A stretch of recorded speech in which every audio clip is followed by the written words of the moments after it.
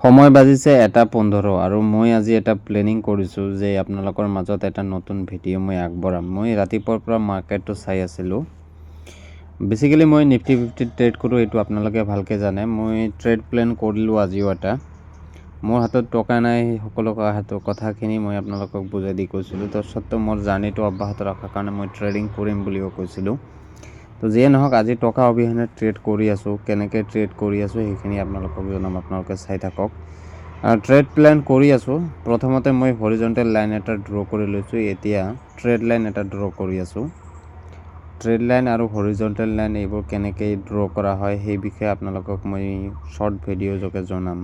Reel video' বনাই আপোনালোকক মই দিম বাৰু। এয়া চাই আছে, মই এইটো ট্ৰেড লাইন ড্ৰ' কৰিলোঁ। ওপৰৰটো হ'ল হৰিজণ্টেল লাইন। ছাপৰ্ট আৰু ৰেজিষ্টেঞ্চ এৰিয়াত হৰিজণ্টেল লাইনবিলাক বহোৱা হয় আৰু ট্ৰেড লাইনবিলাকো য'ৰ পৰা ছাপৰ্ট লৈ মানে মাৰ্কেটটো ওপৰত উঠে বা তলত নামে, ছাপৰ্ট ব্ৰেক কৰি সেইবিলাক ঠাইত মানে ট্ৰেড লাইনবিলাক বহোৱা হয়। তো সেই হিচাপত মই ট্ৰেড লাইনটো বহুৱাই দিছোঁ আৰু মই ছেটআপটো চাই প্ৰিমিয়াম প্ৰাইচ চাই আছোঁ। প্ৰিমিয়াম প্ৰাইচ কিমানখিনি আপ ডাউন হৈ আছে, প্ৰিমিয়াম প্ৰাইচ কি সেই বিষয়ে মই নিশ্চয়কৈ আপোনালোকক অৱগত কৰাম। সেই বিষয়ে আপোনালোকে জানিব পাৰিব। প্ৰিমিয়াম প্ৰাইচ কি, প্ৰিমিয়াম প্ৰাইচ ডিকে কেনেকৈ হয় এই বিষয়ে মই আপোনালোকক জনাম।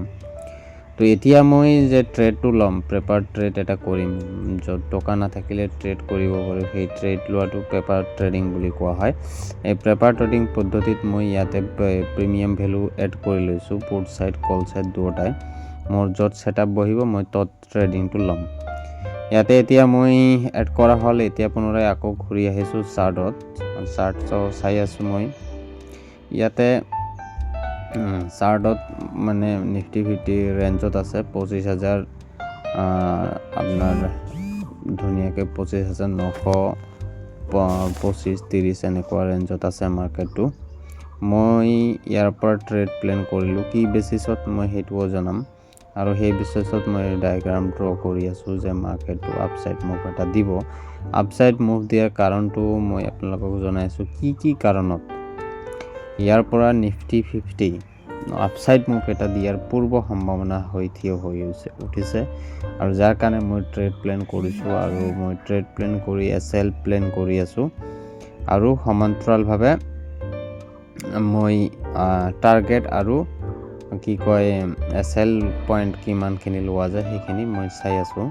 তো চোৱা চিতা কৰাৰ পিছত মোৰ টাৰ্গেটটো মই ড্ৰ' কৰি লৈ ল'লোঁ যে কিমানলৈকে মোৰ টাৰ্গেট আছিলে নিফটি 50ত 25,943 পইণ্ট ছামথিং। তো সিমানলৈকে মোৰ টাৰ্গেট আছিলে। মই ট্ৰেড প্লেনটো কৰিছোঁ। কৰাৰ পিছত চাইছে মই ড্ৰ' কৰি বহাই দিছোঁ আৰু মাৰ্কেটটো সেইমতে মুভ কৰি আছে,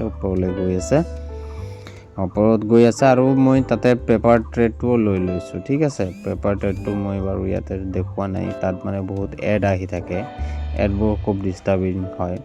এইবোৰ আপোনালোকে চালেও আপোনালোকৰ ডিষ্টাৰ্ব লাগিব। কিমান প্ৰফিট হয় মই নিশ্চয়কৈ আপোনালোকক দেখুৱাম। এতিয়া আপোনালোকক মই জনাব বিচাৰিছোঁ টাৰ্গেট হিট হ'বই আৰু তেতিয়ালৈকে মই ইয়াতে ট্ৰেডটো কিয় ল'লোঁ, ট্ৰেডটো কিয় প্লেন কৰি এইখিনি কথা আপোনালোকক জনাব বিচাৰিছোঁ। ইয়াতে এটা কাৰণটো হ'ল মই ট্ৰেডটো লোৱাৰ, সেইটো হ'ল কি যেতিয়া মাৰ্কেটটো ছাপৰ্ট এৰিয়া ব্ৰেক নকৰে আৰু ট্ৰেড লাইন ব্ৰেক নকৰে, তাত পৰা মাৰ্কেটটো আকৌ ঘূৰি ওপৰলৈ উঠাৰ চান্স থাকে। ইয়াতে যিহেতু ছাপৰ্ট এৰিয়াত মাৰ্কেট অহা নাই আৰু ট্ৰেড লাইন ব্ৰেক কৰা নাই আৰু বেক টেষ্ট মই কৰি চাইছোঁ যে বেক টেষ্টত কি হৈছে, তিনিবাৰকৈ মাৰ্কেট ইয়াৰ পৰা আহিছে, আকৌ ছাপৰ্ট লৈ ওপৰত গুচি গৈছে। গতিকে 3টা পইণ্টৰ কাৰণে মোৰ এটা ষ্ট্ৰং ট্ৰেড হ'ল।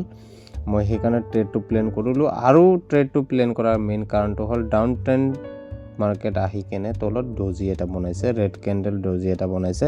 গতিকে ৰেড কেণ্ডেল ডজি এটা যদি মাৰ্কেট ডাউন ট্ৰেণ্ড আহি তলত ডজি বনায়, তেতিয়া মাৰ্কেট বেচিকেলি 20 to 50 এটা ধুনীয়া টাৰ্গেট দিয়ে। গতিকে মই 20 পইণ্টৰ টাৰ্গেট লৈ মাৰ্কেটত এই ট্ৰেডটো মই প্লেন কৰিছোঁ আৰু ধুনীয়াকৈ আপোনালোকে চাইছে যে তলত কোনো ধৰণৰ এছএলত অসুবিধা সৃষ্টি নকৰাকৈ মাৰ্কেটটো একেবাৰে টাৰ্গেট ধুনীয়াকৈ দি দিছে। এতিয়া মই আপোনালোকক দেখুৱাব বিচাৰিছোঁ যে এনেকুৱা ষ্টাইলত যে আপোনালোকে মাৰ্কেটত ট্ৰেড লয়, আপোনালোকৰ কোনো ভুল নহ'ব। আপোনালোকে ট্ৰেডত ধুনীয়াকৈ টকা উপাৰ্জন কৰিব পাৰিব। মই পেপাৰ ট্ৰেড যিটো লৈছোঁ সেইটোত কিমান প্ৰফিট হ'ল সেইখিনি মই আপোনালোকক দেখুৱাই আছোঁ। মাৰ্কেট চাওক কিমান ওপৰত গৈছে। এতিয়া কথাটো হ'ল যিটো ট্ৰেড মই ল'লোঁ সেই ট্ৰেডটো ইয়াতে বহুত এড আহি থাকেতো, সেইকাৰণে মই ট্ৰেডিং চলি থকা অৱস্থাত দেখুওৱা নাই। মই হিষ্টৰী আপোনালোকক দেখাই আছোঁ। হিষ্টৰীটো চালে আপোনালোকে গম পাব কিমান প্ৰফিট হ'ল। হিষ্টৰীটোত আছে, আজিৰ হিষ্টৰীটো মই আপোনালোকক দেখাই আছোঁ। ওলাই আছোঁ ৰ'ব, এইটো চাওক আজিৰ হিষ্টৰী 1082 টকা। ইয়াতে ব্ৰ'কাৰেজ আছে 71 মান, সেইখিনি কাটিলে 1000 টকা এটা ধুনীয়াকৈ